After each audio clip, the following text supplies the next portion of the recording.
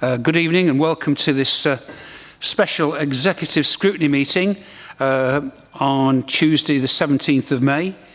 We've got one item on the agenda tonight, and that's towards a new vision of Derby City Centre. We've got apologies from Councillor Martin and Councillor Evans. Do we have any more apologies, please? If not, then I've got no late items. I've got no petitions. I've got no urgent items. Let's have a look here. Minutes of the meeting held on the 12th of April. I gather you've all had copies of that. You've also seen on item 5 a copy of the forward plan. If there's no issues arising from any of those, then 6 is just the Cabinet Council response to scrutiny recommendations. And then you've got number 7, performance plan.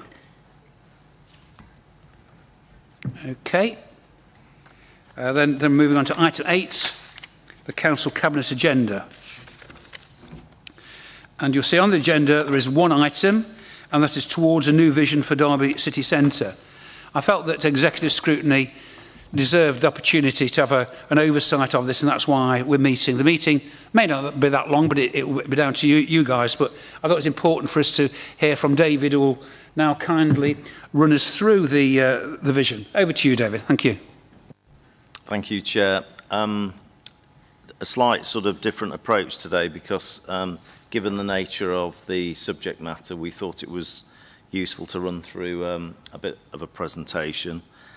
Which I'll do in a second. Just to give the wider context, though, as the report sets out, the previous, if you like, the current live city centre master plan, which was published in 2016, was the headline of that was 2030.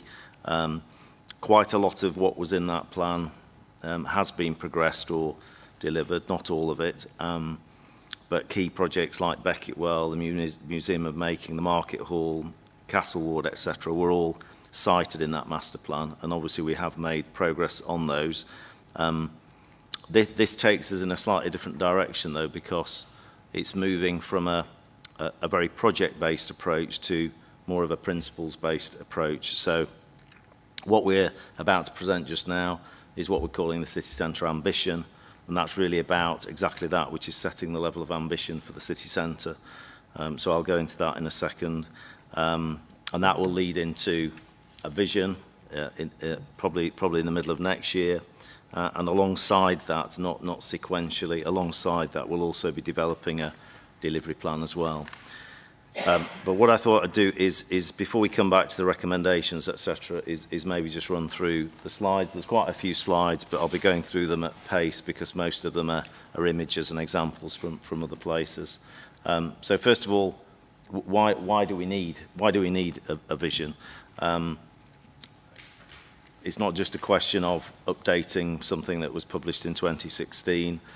One of the key issues is Derby as a city and as a city centre is competing with other cities, both in the UK and beyond the UK for that matter. Some examples up here in terms of Manchester, which clearly their regeneration was triggered in 1996 with the IRA bomb in the city centre. And that city centre, that city and that city centre is now one of the exemplars, particularly in the north of England, in terms of city centre regeneration. You have organisations like Marketing Derby, the investment promotion agency, trying to attract investment into the city. There are thousands of those organisations throughout the world, all doing the same job for their respective locations. The other thing we probably lack is structures, buildings that are sort of flagships, symbolic of the city as a whole. There are many images. I've just put Newcastle and Newcastle Gateshead here. I could have put many, many others on there in terms of iconic buildings that you see and you immediately know where you're talking about. Derby probably doesn't have enough of those. In terms of the resilience of the city centre, we all know the challenges with retail and how consumer behaviours have changed. The basis of most city centres in recent years has been retail. The department store model is almost no more now, certainly on the scales it used to be. And now we see we need to move to a model where you've got a much more balanced mix of uses, whether that's residential.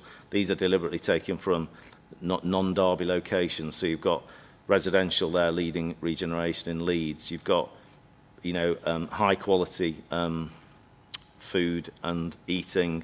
That happens to be in Winchester. You've got co-working spaces, which is a relatively new phenomenon in the UK, and you've got learning and education. We need to see all of those uses in Derby city centre. Another key thing is for people to feel safe and secure in the city centre.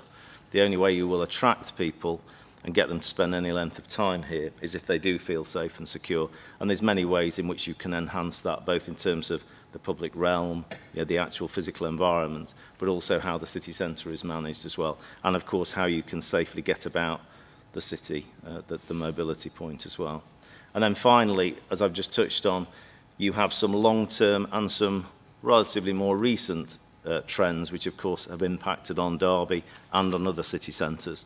So yes, you've had that increase in the prevalence of online retail, and that was all happening pre-COVID, of course, but COVID has just accelerated that process. Remote working, something that people did in the past, it's now become very much part of the norm. All of these things have taken demand out of city centres, and clearly you end up with, a prevalence of vacant units and lots of space, too much capacity effectively within the city centre. So what we need to aim towards is this radical transformation of the city centre and its purpose. It needs to become more of a place of experiences, so people do want to spend more time and money here, but also, of course, the city centre is very much the image of the city as a whole. So the way the city centre looks and feels is very much the external image of Derby as we project it. But what is this ambition process all about? Well, this stage all about? As I've already touched on, you've got this stage that we're at now. We'll come on to the sort of process part of that in a second. That's very much about setting that benchmark, that tone, that level of ambition for the city centre. And then that will need to move into a vision and evolve into a vision based, of course, on the conversation and feedback we get from the stage we're about to go into, but also based on our own research and looking at benchmarking and best practice from other places. And then, of course, as I said, this has to then lead into tangible delivery. How are we actually going to deliver that radically changed city centre, that radically repurposed city centre? Now, of course, we're not starting from a complete standstill here. There's already some momentum in the city centre. You have, and I don't know how clearly people can see this, but basically you have some of the key regeneration schemes like Beckett Well, like Castle Ward, etc., that are already underway. And of course you've got the performance venue, which will be a major driver of footfall going forward. And there are others. But these are sort of individual pieces of a jigsaw, and the jigsaw needs to become, in many ways, more coherent. And that's what we anticipate and hope that this vision will achieve. So in terms of, as I said, it's less about going through a whole series of projects, which was maybe the previous approach, and more about these sort of key themes or principles. Here are the key themes that we'll be basing ambition around, and some of them are about uses, like living, learning, workspace, etc. Some of them are genuinely more thematic. They are things like, culture and the public realm and accessibility. So, and you'll see as we just go through the next few slides, just maybe bringing some of that to life. So as I say, it's more about ambition, ideas and principles. It's all about people. So one of the things, this is actually an image from a report that Grant Thornton did pre-COVID, probably 2019, which was it was a Vibrancy Index. So this is when we were all in this world where we didn't even know what COVID-19 was, and we were getting concerned, obsessed, focused, whatever term you want to use, on the relative vibrancy of places, because I think we were already recognising that that's what city centres and town centres had to become. They had to become these vibrant places that people wanted to spend more time, money, etc. in. But of course, there are other agendas that we're responding to. So responding to a climate emergency. But how do you actually, we've done that to a certain extent in Derby with the OCOR programme, where you embrace an environmental challenge, but you actually try to turn that into a positive as well in terms of enhancing the environment that people live and work and play in. And that's something we should continue in that theme. Culture, embedding culture into the transformation of the city centre. An example here with Museum of Making, fantastic, again, another flagship development.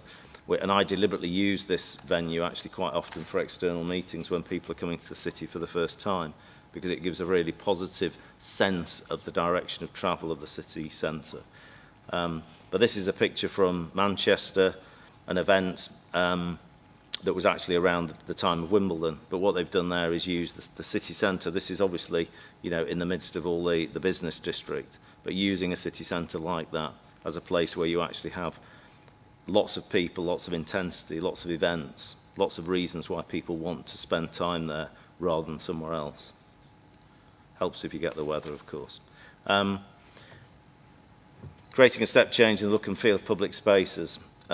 Absolutely massive in terms of, it's not just about buildings and development, it's also about the spaces between them. This is Sheffield, and some of you may know what the Peace Gardens in Sheffield used to be like. It's now this iconic part of the city centre, and literally, particularly on a day like today, that will be absolutely packed with people wanting to spend that time in the city centre. This is in the south in Farnborough, but it's just making the point about how public realm, as well as the buildings, creates that environment that people want to be in. This is St James Street in Derby, and this is just a bit of a mock-up that we did in terms of how we could do some fairly light touch improvements to actually create a better feel in terms of the public realm, some greening, etc. So, it doesn't all have to be, multi-million pound interventions. Blue and green infrastructure is another key theme, something that's certainly in terms of green space, not enough of it in Derby city centre.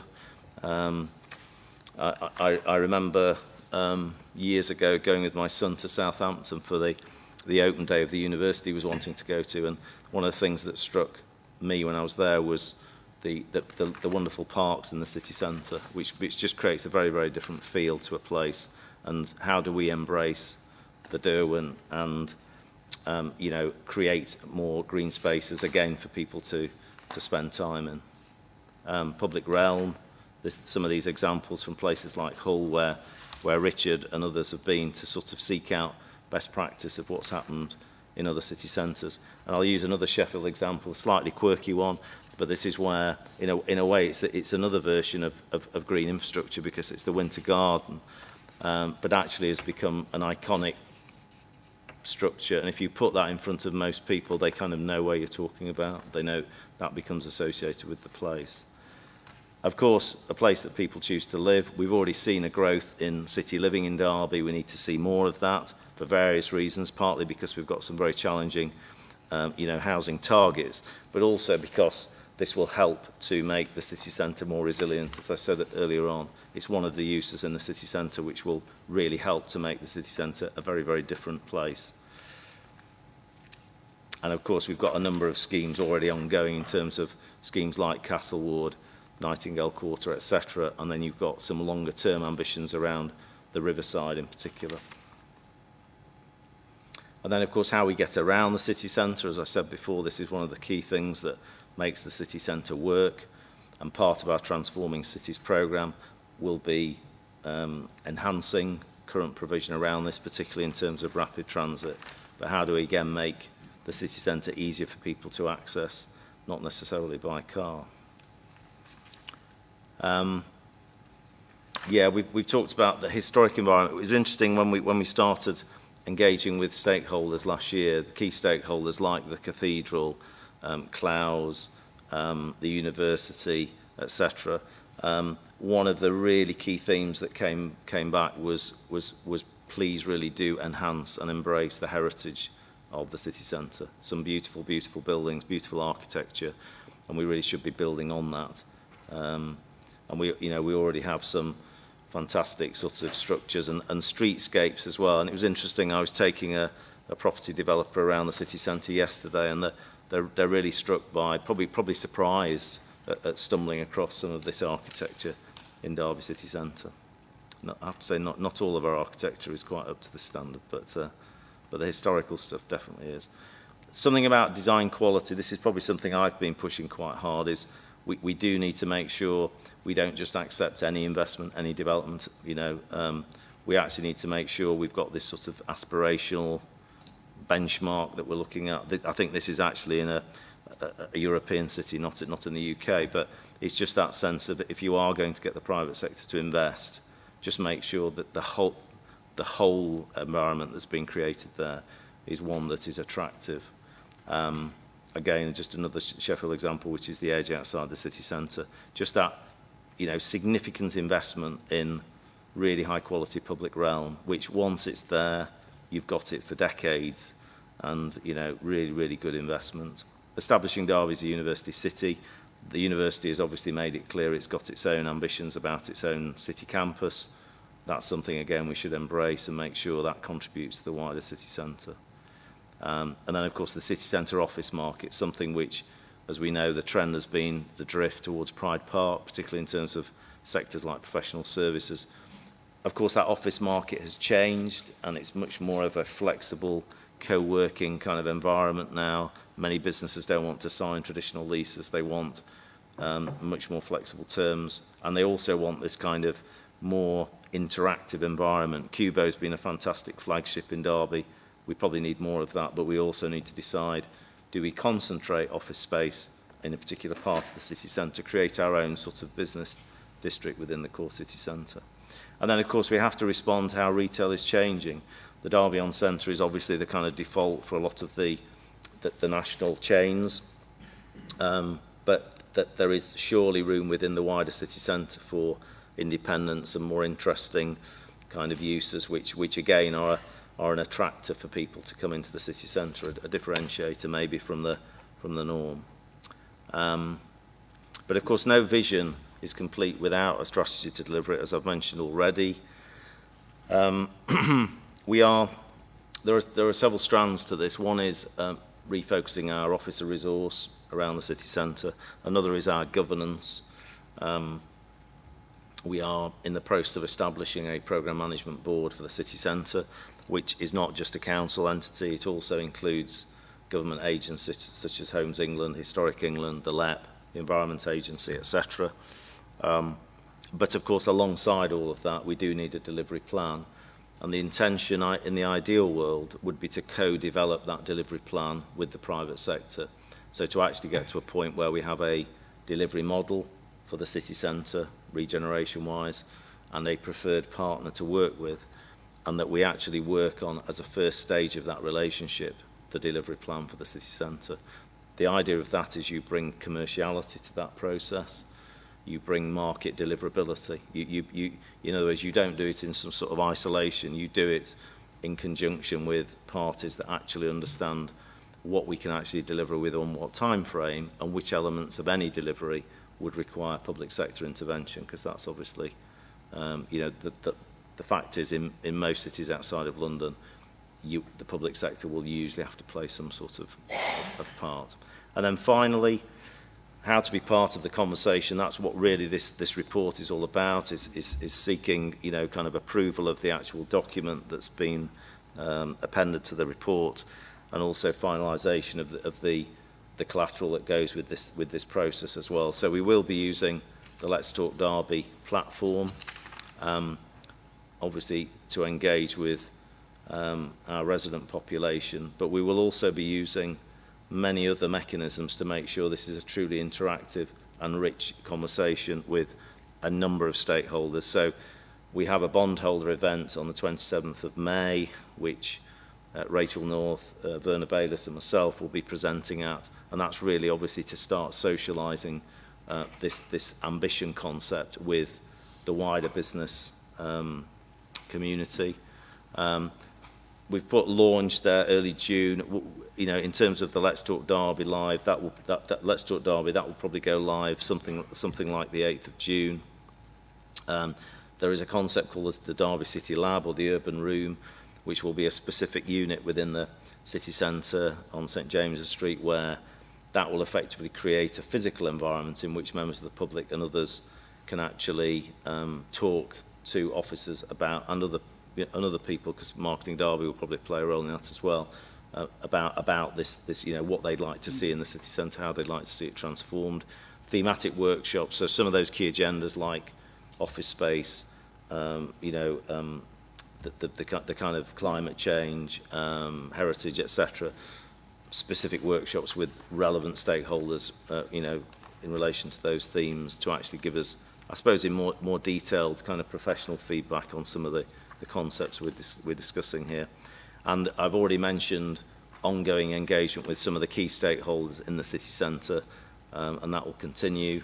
And then, of course, we have a range of other partnership boards, groups, the Youth Council, many other mechanisms. In fact, I was on a call yesterday with the partnership board.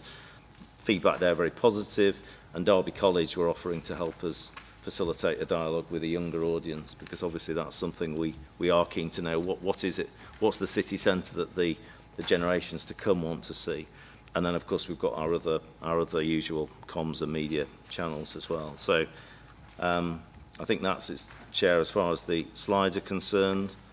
And obviously, Richard, Carruthers and myself, more than happy to take any questions. Thank you very much, David. It's a very interesting and exciting document, and I think it lays out quite well the challenges and opportunities with a number of really good ideas.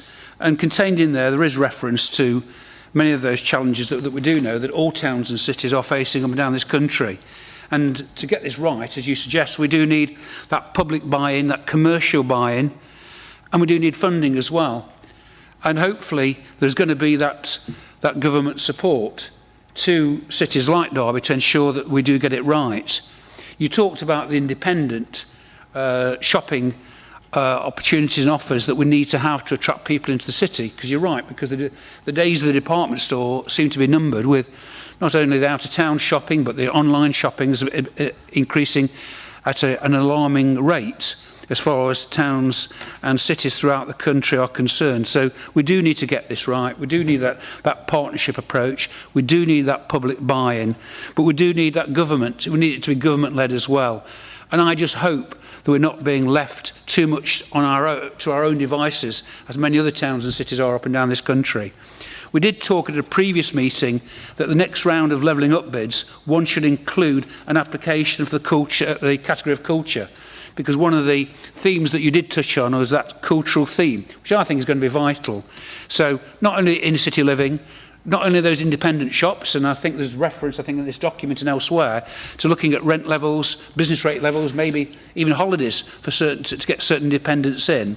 But all these things have got to be looked in the round and then buy-in by central government as well. So that's as much as I want to say at this stage. I will invite members of the committee to make any comments that they have.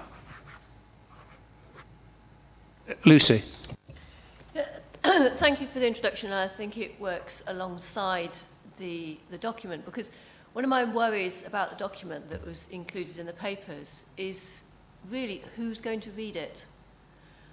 You've concluded the presentation with the ambition of, sorry, that is a bit tautological, isn't it? With the hope that we're going to manage to engage with a lot of people, but and you specifically mentioned, obviously, involving young people. But I don't know how welcomed most people will feel to actually contribute to the discussion, and how they're going to really get involved. You know, you're talking about lab-type events or one-to-ones if you're a key stakeholder. But the people we need turning up in Derby after we've done this refreshing are all the people we have in Derby at the moment, plus more. And how are we really going to engage and make sure that the offer and the discussions are actually taking part with the people that we want to turn up? Or do we not think that's important? Do we think that experts or key stakeholders or representatives of worthy groups are the people who have all the ideas? The document itself is really heavy. I don't know I don't know how many copies are going to be printed. It doesn't work terribly well online because it's the format and the layout. Whether there's going to be a better online version that people are going to be happy flicking through on their phones. You know, these sorts of approaches, it may be all about to happen. It may be there already and just waiting to launch at the beginning of June. But if we're really going to engage with Derby and get good feedback from the people of Derby, we need to have a much stronger communications plan than so far we've seen. Okay, thanks, Lucy. So, yeah, we're talking about user and reader-friendly information. David, do you want to add anything to that? I think that's a reasonable point to make. Yeah, absolutely. And I might just hand over to Richard here in the sense that, because I know we are in the process of developing an engagement plan for that very reason. I completely take the point that I suppose that the risk is always that we drift towards, if you like, specialists, experts, people in particular sectors, etc., because clearly their views are critical, and where they are of particular value, I have to say, is they often give you the context of Derby versus other places, which most of the residents wouldn't necessarily give you that insight. Although it's interesting, most people, whether they know it, whether it's conscious or unconsciously, they do benchmark places, don't they? Because they go to other places, whether it's on holiday, when they're visiting family and friends, etc., etc. So that's why I think right at the beginning I tend to emphasise we're in competition, because that's the critical thing, is Derby has to compete with other places. And that's why the quality levels, the benchmarks have to be absolutely right. But going back to the core question, which is about engagement, as I said, really good that partners like Derby College are offering to help us, if you like, engage particularly with that younger audience, because I think that really is important. I'll let Richard just comment on the actual collateral though, because what you've seen is effectively that's the comprehensive version. We recognise there needs to be a far easier to digest version, because not everyone is going to read that from cover to cover. So I don't know, Richard, if you want to just comment further. Yeah, I mean, obviously I think it's 86 pages. It's fully admit it's quite a lengthy document, and we recognise that, and we do intend to produce an executive summary, which will sit alongside it on the website, so people will have the opportunity to read that, which will be much more sort of bullet point based, so people aren't having to wade through some of the text there. But I think we'll also be producing almost a summary of the summary sort of thing, because the executive summary will still probably be getting on for maybe 20 pages, but I think there is a need for some sort of newsletter that really pulls out all the key points, that's maybe 3 or 4 sides, in order to try and engage people. But I think the key point on this is the Let's Talk Derby system online really provides us with that opportunity to make it a bit friendlier in terms of the document, in terms of the way that it's displayed and the way that the survey is written, because I think some of the questions in the document are maybe quite technical, the way that they're set in the context of the different themes, but we've got the opportunity when we plug it into the Let's Talk Derby site to make some of that, the wording and the phraseology a little bit friendlier, to try and engage people and get people engaged in that conversation around some of the topics. So yeah, certainly take the point, but hopefully with the executive summary, a newsletter and the web page on Let's Talk Derby, that will address some of that. Thanks very much. Just before I bring Rob and Hardiel in a second, I'll let you both contribute, and then you can respond to both of them, I think, rather than backwards and forwards. But I think what I've picked up, and what I picked up from colleagues, is the need to address the sometimes negative impressions and experiences of some people in the city, and state quite clearly how we intend to deal with these, because I think some of those negative connotations will come out to that experience. Now, that's not a majority necessarily, but there are there, and I think it's right and proper that we take that on board and address them. Or if we don't think they're correct, I think to challenge them. I think that's reasonable. Rob and then Hardiel. Rob? Thank you, Chair. First, Chair, bit of housekeeping. I've just had correspondence. Councillor Tracy Pearce has given her apologies. So if that could be please be noted. First thing off, readability, what Councillor Kerr was discussing, on page 5, the foreword, I don't know whether there's something wrong with my laptop, but I just wondering what language is the foreword in? Because maybe I've got I don't know if there's something wrong with my laptop or not. No, it's because that part of the document hadn't been completed, so it's just filling a space, if that makes sense. It's just to represent that there will be a proper intro. That's all it is. Yeah.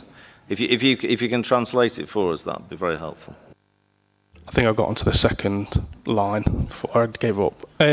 So, David, you discussed things that were in the previous vision that weren't delivered, but for whatever reason.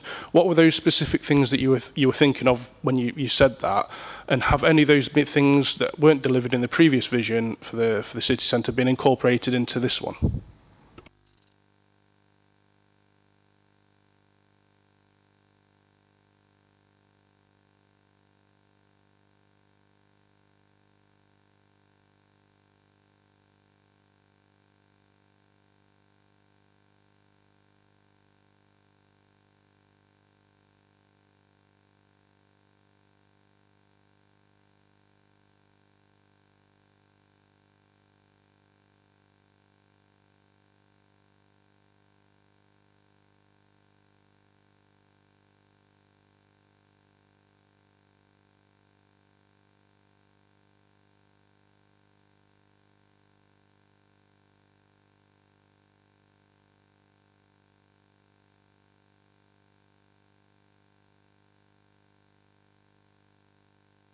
Oh, I didn't put it on.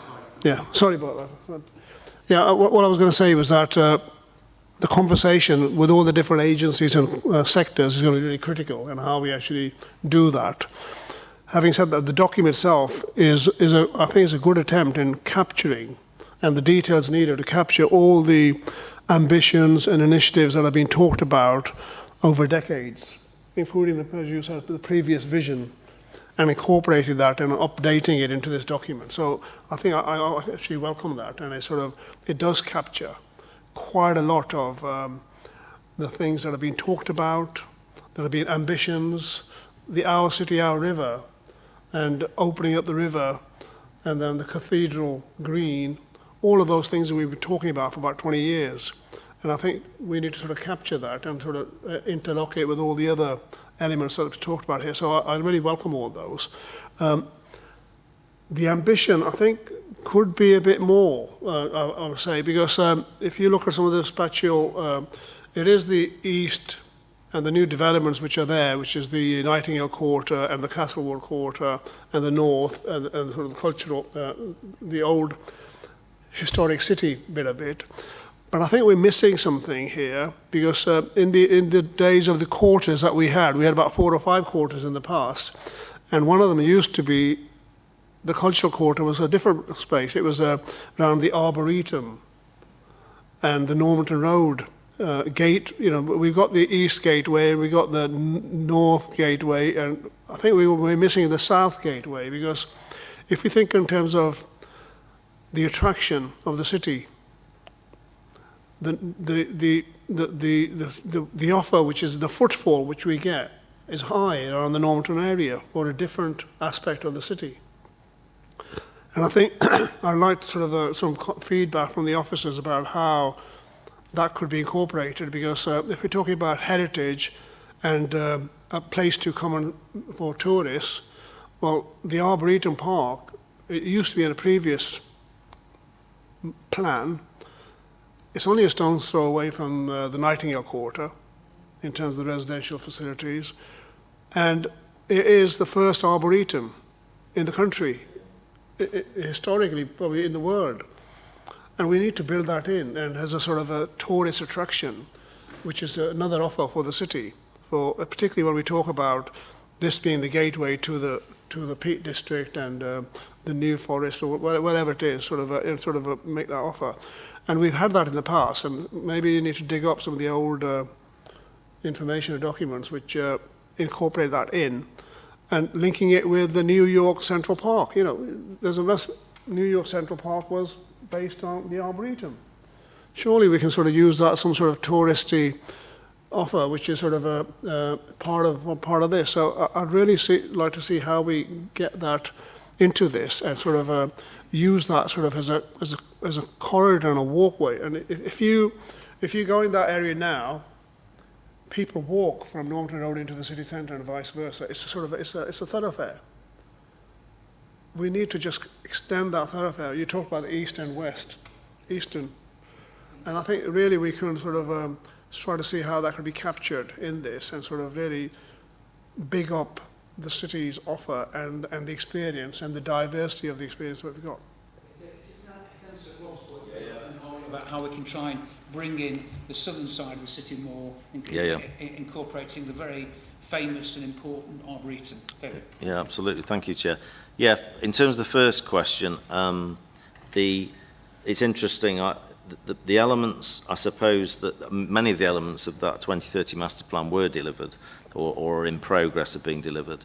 One or two that I suppose are at a much earlier stage. One was the riverside was highlighted, and that will be very prominent in our thinking going forward in terms of creating additional high quality living environment on, obviously literally on the edge of the city centre. So Derby Riverside, we've got the OCOR programme, which is clearly in terms of the flood protection programme, but beyond that, in terms of the regeneration potential of the area that's going to be created, that will be a major flagship in the if you like the kind of opportunities that are emerging going forward.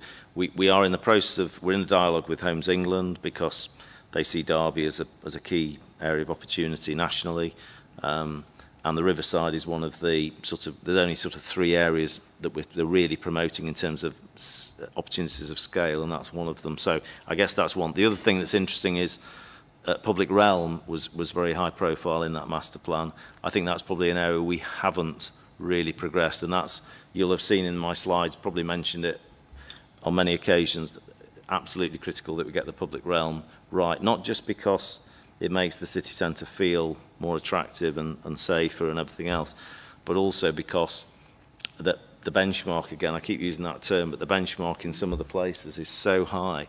You've really got to be at that level of quality. That's what people now expect, particularly people coming into the city for the first time, tourists, business people, etc., because they do go to all these other cities, and they will inevitably compare us. But we should be investing in that, the quality of the space in the city centre, not just the buildings.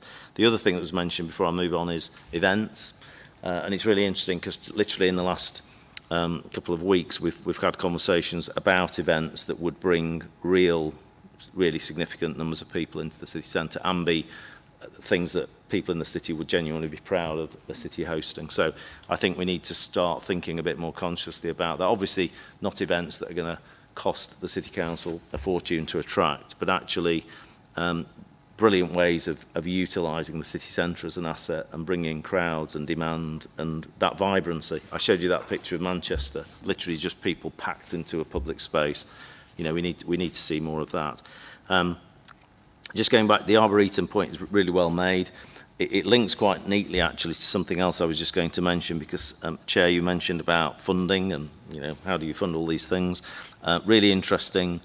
Now that the integrated rail plan has been announced for the North and the Midlands, as you know, Derby is now an HS2 status station. It's not part of the full HS2 network, but HS2 trains will stop in Derby. That's triggered a dialogue with DFT and HS2 about the regeneration potential around the station, which I know is something that's been talked about for many years, but not an awful lot has happened. We've got some really interesting rail heritage buildings in that part of the city, beautiful buildings to be honest, but some of them a bit tired and maybe a bit neglected. And we have a meeting literally next week to talk about that part of the city centre because it's all well and good having an improved core city centre, but that gateway into the city centre from the station, at the moment, it doesn't do justice to the city. So there is, I think that sort of links to that southern part of the city centre. And the other point I was just going to make to conclude was something about primary drivers of footfall. We all know that a major retail centre like the Derby Centre drives footfall. That drives footfall into the city centre. But that's where facilities like the new performance venue will come into play, because that will effectively create this demand, and people will come into the city centre, and then inevitably there will be spend on parking and hotels and you know, restaurants and everything else. But you've got to have those anchor draws. You know, I know the chief exec's always talking about we have to find reasons for people to come into the city centre more often. And another example of that would be if we are able, it links with the Levelling Up fund processes, if we can secure Levelling Up fund for the relocation of the Derby Theatre, that would be fantastic, because that is already an asset in the city centre, but it's a kind of, it's an underutilised, you know, we under-leverage the value of that asset in the location it's in. And it could be a really, you know, impressive, it could become one of those buildings that I talked about right at the beginning, where people look at it and go, ah, that's Derby. And that's what we need to get to. We need to get to that point. And then what happens is you invest in those major anchors, and then you'll find that your streets are busier, your retailers have more sustainable businesses, your pubs and restaurants will have a stronger business base. And if you can combine that with getting more people to live and work in the city centre, you're getting to something where smaller businesses can actually effectively survive and flourish in that environment, because they basically, until you've got those drivers, you don't have the footfall, you don't have the demand, and you know, that's the challenge we have at the moment. It reminds me of that film, you probably remember, Field of Dreams, build it and they will come. Well, build a few different things and they will come, yeah. Yeah, I'd come back on a couple of things, please, Chair. Can I start, though, with the idea of what our iconic building is? And I think that the brutalist architecture of the assembly rooms is actually something that, if we talked up and we said this was us, a greater number of people would be saying that, yes, it's an iconic building in Derby. And particularly, we've just seen the pictures that the university is putting together for their new iconic building to go on Ford Street, which is also being alluded to as being of a brutalist style. So it may be a building from the past, but it may also be a building of the future if we wanted to value it. And before we throw it away, I think we ought to be deciding whether we actually want to value this as something we already have. But the thing I want to say is I really appreciate the comments about walking into the city centre and where we're walking from, because there's a phrase in the document that says, describes car parks as the main destinations for people arriving. And I think that we aren't wanting the majority of people arriving in the city centre to be coming by car. It's not what Birmingham has done. Birmingham has said, look, we're no longer thinking of Derby Ring Road is key thing. We're moving away from the idea of traffic. And as soon as you bring your traffic here, you've got to put it somewhere. So you've got to waste space on putting your vehicles somewhere and storing them before you drive away with them.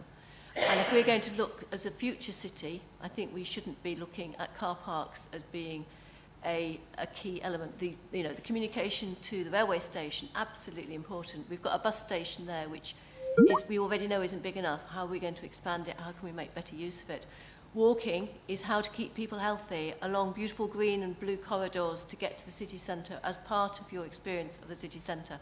And I think we need to make sure that we've got a forward-looking vision that is a comprehensive vision and not sticking the city centre onto current thinking. We need to be looking forward on that.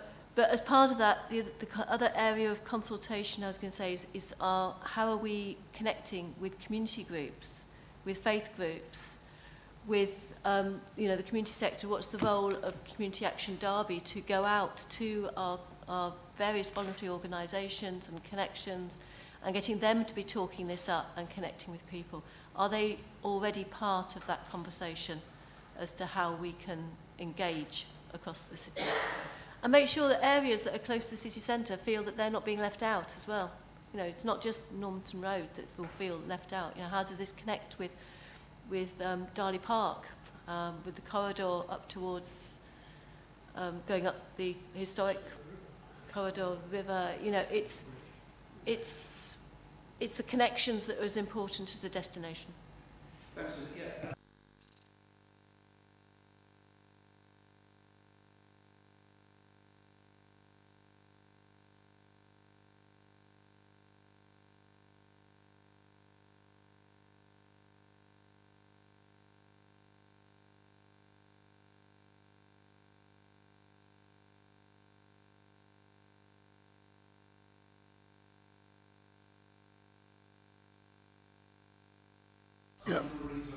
Yeah. There's talking here about the River Devon City Park. I couldn't imagine whereabouts the city park, like a new city park, I think you identify. Whereabouts, is there any thoughts about where it could be? Or is that... Thank you, Chair. Yeah, reading the document, you know, and as David, you rightly point out, I mean, you know, when I go on holiday or when I go around the country, you see certain things, you go, oh yeah, that'd be amazing, you know, in Derby or, you know, wherever it is, you know, you do benchmark things in your mind, and right, but also as well, you know, when I get back home, I always remember that, you know, I love my city. I love what's intrinsically part of Derby, you know. It is heartening to see that, you know, the historic side of things is being considered more. I mean, you know, if I had a pound for every time someone said to me, you know, in the 60s, the wrecking balls were unleashed on Derby and all that kind of stuff, you know, I'd be a rich man. And it's how people feel. You know, a number of people feel that way. And if we can enhance and also ensure that the heritage of our city survives for as long as it's already been up, then yeah, that should absolutely be done. But a lot of the pictures, you know, that you've shown tonight, a lot of the pictures in the document are from places like Hull and all that kind of stuff. What reassurances would you give to residents that would say, well, that's a very nice image, but this is Derby, we want Derby to stay intrinsically part of our heritage? Where within the document and within the plans are there to make sure that we keep what's intrinsically about our city still there? I think Rob makes some good points about the protection of the things that the people of Derby love, their heritage, and then there's Hardew's point about whereabouts the city centre park will be. So over to David, and then we'll draw it to a close. Okay, no, you. completely, and the latter points that were made completely resonate with me. I mean, there is a term that even the government used in the Levelling Up White Paper, which was pride in place, and that's what people clearly want, and I completely understand that. We're all proud of the places, particularly that we grew up in or what have you. I think the point we're trying to make with the deliberately, I would say, and even on the slides, deliberately showing other places is because part of the message here is that many of these challenges are solvable. They've been solved in other places. So I think there's always a risk that people think, you know, it's Derby city centre that's suffering and everywhere else is fine. No, it isn't. And these issues like making the city centre feel safe, investing in public realm, investing in high quality design, as well as all those other things around green infrastructure and everything else, that they are all issues that other places have faced and have found solutions to. Yes, quite often, sometimes there is a significant price tag with those, but it is partly saying, you know, these are other places that have been regenerated. Look at the quality that you can achieve. Look at the environment you can create for yourself, your families, etc., and for visitors to the city. And it is, the whole title of this is ambition. And what we're trying to do is get people to not go, oh, you know, let's retain Derby as it is, because I think the challenge is that Derby as it is will not compete with other cities, because the development sector, the property sector, businesses, they will effectively, they'll respond through where they invest and everything else, and that's critical for Derby, is that we have businesses and investment here. The other thing about the city park, I don't know whether you wanted to comment, Richard, we did have we've got a sort of starter for 10, haven't we, thought about where that might be, but I think absolutely intrinsic to this process is we're not fixing anything in stone. The whole, it wouldn't be a proper process, then a proper conversation. We want to hear from other people. Do we have the appetite for creating a significant green space in the city centre? Yeah, I'll just come in there. What we're saying basically is a suggestion for the first phase of what could be a new city park would be the land at the rear of River Lights, so where it's hard up against the ring road there, that sort of wraps round the end of where the bus station sort of ends. And the idea with that would be that it would link the river gardens, and as part of the taming of the ring road, which we're talking about, if you could make that much more sort of European boulevard style greening of that ring road, linking it through to Bassers Wreck, by filling in that gap and linking those two spaces, you are starting to create the idea of a city park around the riverside. But importantly, one of the things that we are asking, because it is all about ambition, is how ambitious should we be in the long term? Because we are talking, potentially 20, 30, 40 years ahead, and over time, could that park grow? Could it become something much more impressive and bigger right at the heart of the city centre on the riverside? And that's where we're sort of seeking views.